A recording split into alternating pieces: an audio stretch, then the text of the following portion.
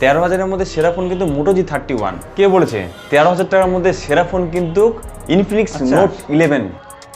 আর দাঁড়া ভাই, মার্কেটে এখন মাইক্রোম্যাক্সের Note 2 ফোনটি চলে এসেছে, যেটি কিন্তু 13,000 টাকার মধ্যে একটি ভালো ফোনের দাবিদার রাখে।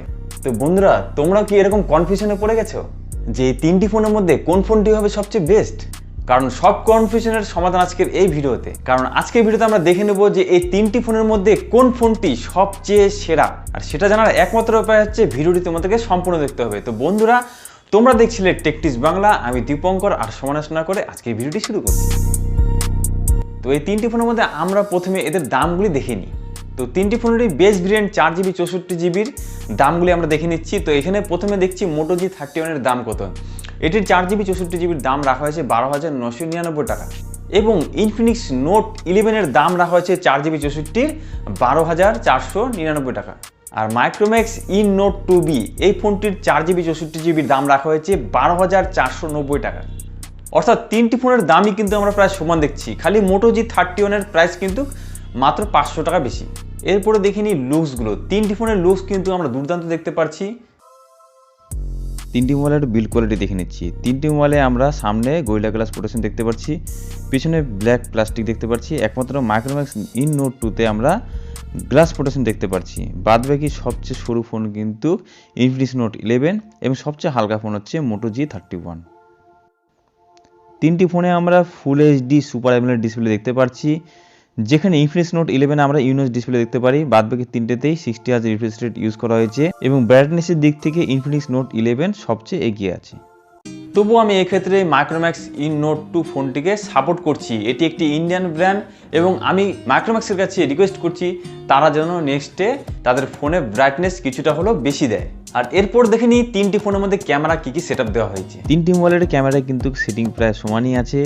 তার মধ্যে মাইক্রোম্যাক্স Note 2 এবং Moto G31 এর ক্যামেরা সেটআপটি সবচেয়ে ভালো এবং একমাত্র মাইক্রোম্যাক্স Note 2তেই 4K রেকর্ডিং করা যাবে। আর ফ্রন্টে তিনটি মোবাইলেরই ক্যামেরা প্রায় সমান আমরা দেখতে পাচ্ছি। আর এরপর দেখে নিচ্ছি এদের প্রসেসরগুলি কি দেওয়া আছে। তো তিনটি ফোনে আমরা কিন্তু 12 ন্যানোমিটারের একটি অক্টাকোর প্রসেসর দেখতে পাচ্ছি, যেই প্রসেসরগুলি যথাক্রমে Helio G85, Helio G88, Helio G95 অন্যটি স্কোরে মাইক্রোম্যাক্স Note এগিয়ে আছে। আর এর থেকেও সবচেয়ে ভালো কাজ করেছে মাইক্রোম্যাক্স, যে তাদের Note 2 ফোনটিতে কিন্তু গেমিং খেলার জন্য আরেকটি ফিচার্স দিয়েছে। যেহেতু এখানে 12 ন্যানোমিটারে আমরা একটি প্রসেসর দেখতে পাচ্ছি, সেহেতু ফোনটি কিন্তু গেমিং খেলার সময় হিট হতে পারে। তো এই জিনিসটি তারা কিন্তু খেয়াল করেছে এবং এখানে আমরা দেখতে পাচ্ছি তারা কুলিং টেকনোলজি ইউজ করেছে। এর ফলে কী হবে, ফোনটি 5 ডিগ্রি সেলসিয়াস পর্যন্ত তাপমাত্রা কম রাখতে সাহায্য করবে। তো এক্ষেত্রে কিন্তু মাইক্রোম্যাক্সের Note 2 ফোনটি কিন্তু অনেক এগিয়ে যায়।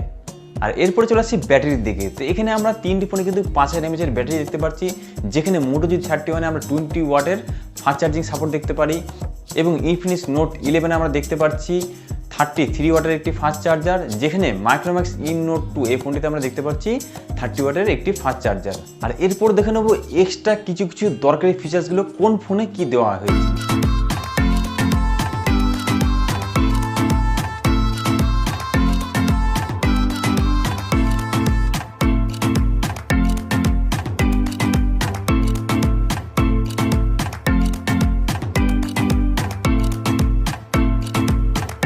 তো বন্ধুরা, আজকে তোমরা Moto G31, Infinix Note 11 এবং মাইক্রোম্যাক্সের Note 2 এই তিনটি ফোনের কিন্তু একটি ছোট্ট করে তুলনা দেখলে এবং এই তিনটি ফোনের মধ্যে কোন ফোনটি সেরা সেটা আমরা অবশ্যই জেনে নেব। আর তোমরা যদি এতক্ষণ ভিডিওটি দেখে থাকো, তাহলে এই ধরনের ভিডিও পেতে তোমরা চ্যানেলটির লাল সাবস্ক্রাইব বাটন যদি দেখতে পারো, তাহলে এখন এটাকে ক্লিক করে সাদা করে রাখো এবং বেল ঘন্টাটি ক্লিক করে রাখো, যাতে চ্যানেলের এই ধরনের ভিডিও আসলে তুমি সবার আগে নোটিফিকেশন পেয়ে যাও।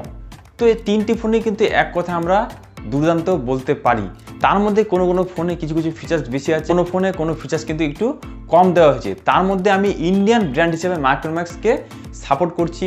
তো তোমরা কিন্তু মাইক্রোম্যাক্স Note 2 ফোনটি নিতে পারো। এটি কিন্তু বর্তমানে আমার নজরে বেস্ট ডিল আমি দেখতে পাচ্ছি, কারণ কি এটিতে গেমিং যে প্রসেসরটি আছে সেটি কিন্তু সবচেয়ে হাই কোয়ালিটির দেওয়া হয়েছে এবং এখানে এক্সট্রা ফিচার্স হিসেবে কুলিং টেকনোলজি ইউজ করা হয়েছে। অর্থাৎ তোমরা যারা একটি গেমিং ফোন স্পেশালি কিনতে চাইছো এবং একটি অলরাউন্ডার ফোন কিনতে চাইছো, তাহলে কিন্তু তোমাদের মাইক্রোম্যাক্স Note 2 ফোনটি কিন্তু তোমরা নিতে পারো। এই ফোনটি কিন্তু বর্তমানে যেই দামে পাওয়া যাচ্ছে সেই দামটি কিন্তু বেস্ট ফোন এটিই হতে পারে।